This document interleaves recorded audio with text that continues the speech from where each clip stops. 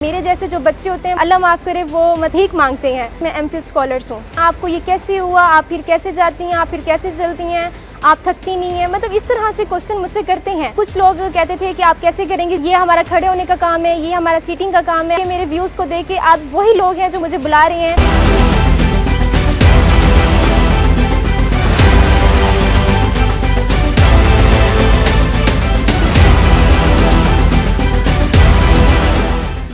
मेरा नाम समरीन है।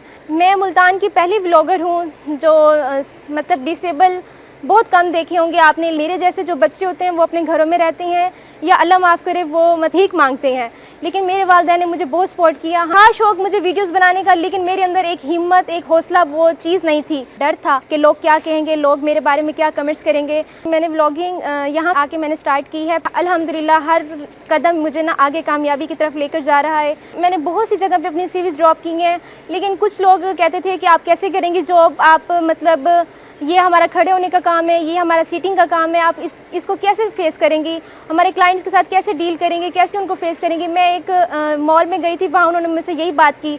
लेकिन आज मैं जब यहाँ रियल स्टेट में आई हूँ तो मेरे यहाँ पे प्रोफाइल को देख के, मेरे व्यूज़ को देख के आप वही लोग हैं जो मुझे दोबारा मतलब कॉल्स कर रही हैं, मुझे बुला रही हैं कि आप हमें ज्वाइन करें।